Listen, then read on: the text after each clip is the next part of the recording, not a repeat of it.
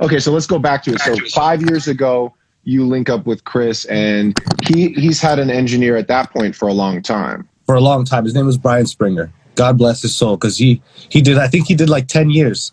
Wow, that's a long time. We were talking about it with Bangs last time and the Young Thug crew, and how much commitment that is to an active artist. And Chris is, like you said, just one artist. He doesn't have a whole label family that you're working on too, but he's still working all the time. And if you're cutting, like you're making an album, you cut 250 songs, you're really in there. 10 years is a long time. So he was ready to move on to the next thing, and he found you, and you got in there. And what happened? Yeah, so basically, Josh Goodwin, who's a close friend of mine, Brian tried to find Chris an engineer for a while. They couldn't get someone that stuck, that was like vibing with Chris. So he finally just called Josh Goodwin. He's like, all right, I know you work with Bieber. You have to know some engineers that can work with Chris. So at the time, I was working with Josh on some stuff where I was giving him files for him to mix. And he's like, I know this guy who's really fast. He does a lot of good vocal editing, blah, blah, blah. So he gave him my number without even telling me, which... that I'm gonna let it slide. I'm cool. If Josh gives my number to someone, I know it's important. So there's certain things that like if someone FaceTimes you and it's someone you got to answer it. Yeah. Someone gives your number away, it's for good reason. Yeah. Like that. So he gave him my number. I just get a random text from him. I probably still have the text in my phone, which I will print out and frame. But it's this long ass text from him, like, I want you to do this. You were recommended by Josh, blah blah blah. I literally told him, I was like, I don't know, because I'd been working at Record Plant, and I was like, I don't know if I want to do it. It's a lot of partying, a lot of, all-nighters, whatever. You're thinking about going into Chris World and knowing that it's a very different thing than working for a studio. Yeah, I actually never worked for a studio in my life. I've always worked independently. Okay. But I knew, working out of Record Plant, like, because I would have other clients, right? Whoever, writers, label stuff, and I would see Chris's sessions because he would always work in the room on the left. They're named weird. It's like the room 4 or room 1 is like in the back. They're not named in order. So it's the first room on the left. He would always work in that room. That was his room. And so I would always see it was like 2 o'clock in the morning. They would just be getting to the studio, or coming back from the club. And that's another thing too. This was 5 years ago, 6 years ago. As people get older, they start to, not do that stuff. The sessions are a lot more chill now. Yeah. But I didn't want to do the sessions back then. And then my wife's like, no, you got to take this opportunity. At least do it. If you don't like it, you don't have to stay. Shout out to your wife for telling you to. Yeah, I know. Shout out to her. So I did it. And then it obviously changed my life for sure. So I really, am completely appreciative of her.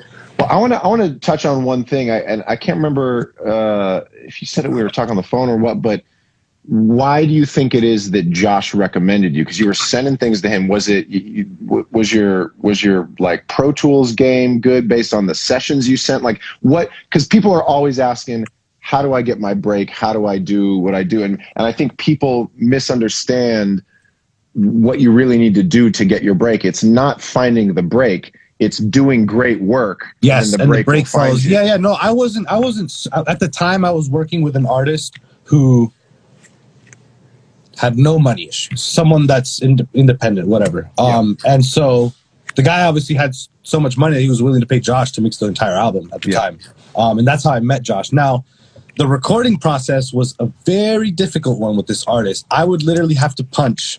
Like, I would literally have to have him just be like, because over and over, chop, be, you're taking like word by word comps. Every syllable, chopping it up to the point where it was seamless. Because, like I told you, when I was working with Juicy, back in the day with Juicy J, it was like sampling. That's where he kind of got me on with sampling. He would take records out of, I don't know if I mentioned it to you, I just did an interview, but basically he had all these discs, all these records in his closet that were warped in the heat, whatever.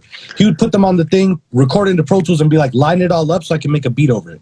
Oh, wow. So I spent countless hours for years.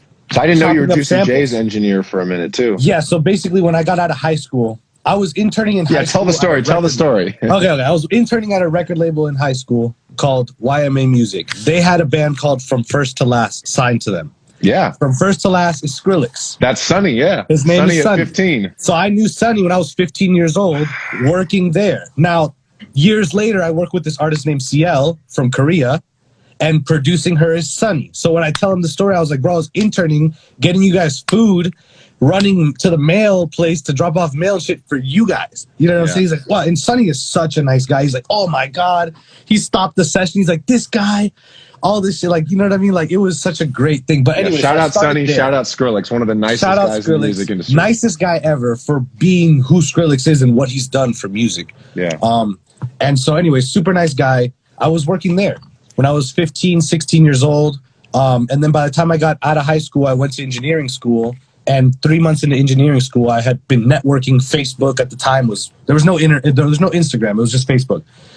And there was this guy that I met there, and his name is Kenneth Townsend, which I think he's actually in this chat, if I'm not mistaken. I saw him earlier. But his name is Kenneth Townsend, and he was an amazing musician with a couple of other guys, Stanley Randolph and this guy, William Wesson. And they basically are the ones who played on the Hustle and Flow record from the Oscars that they won. Right. So those guys are the real ones behind the song at the time. And that's why they were working with Juicy, blah, blah. So they're like, yo, this guy Jordan, you know, he needs a new engineer. So I'm like, okay, Jordan, I was fresh. I'll take any job I can.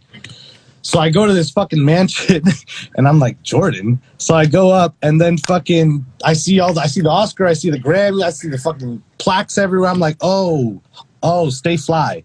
Got it. Because I'm from California, like LA. Like, I don't really know about real 3 6 Mafia shit back then. Yeah. You know what I'm saying? So, like, then I was introduced to the whole world. I mean, of the whole world of 3 6 Mafia. Yeah, that's a whole world, too. Juicy. That's he legendary told me the shit. craziest stories. He told me he wrote Slob on My Knob in 11th grade in his English class. Like, he told me... It sounds like an 11th grade lyric. I like it. It's an 11th... It's a classic. But those guys, so they kind of put me on in the sense, like, I did all the mixtapes for Juicy, from Play Me Some Pimpin' to Blue Dream and Lean, the stuff with fucking a couple producers, I can't even think of it right now, but a bunch of shit. And from there, I went on to do other stuff. But at the time, it seemed so meager. It was like mixtapes, you know, not knowing that these mixtapes created the foundation for what hip hop is today. Like, we were doing stuff with DJ Holiday, DJ Smalls, fucking DJ Drama. These guys were the ones that laid the foundation for what hip hop is today. You know what I mean? They're creating the culture, man. Like, that space, especially to me, it's the big mixtape era for me. We're just a total aside now. We're just going off. The mixtape era for me is that, like, late 2000s Lil Wayne, Drought 3. Like, that's like those 2000s era. I started working with Juicy in 2008, 2009. Yep. That's the era. That's the mixtape era of hip hop. And what's crazy is Project Pat. So check this out. Project Pat was in the South, and Juicy was living here in LA. That's how I was working with him. Project Pat's like, Juice, what you got to do is you got to put music out for free, and then you just got to tour and get all that money. He's like, I'm not putting music out for free. He's like, I got to pay the writers, the producers, the engineer, the mortgage on the house. He's like, I'm not doing that shit. Finally, his brother convinces him to do mixtapes and give them out for free, which is so difficult from someone. You got to think about it. Juicy J and them were so fucking rich in the 90s. They would crash a Range Rover and get out and get picked up and buy another one the next day. Their publishing check, their royalty checks were hundreds of $1,000s a month. Crazy. In the 90s. Crazy. Imagine in 1997 getting $250 a month. Oh my God. You know what I mean? Like, the shit was crazy. So he started doing mixtapes, and you were the architect and I was the engineer. You're like the engineer. I was fucking shit up. I was losing sessions. I was not recording vocals. I was fucking everything up. I was a terrible engineer.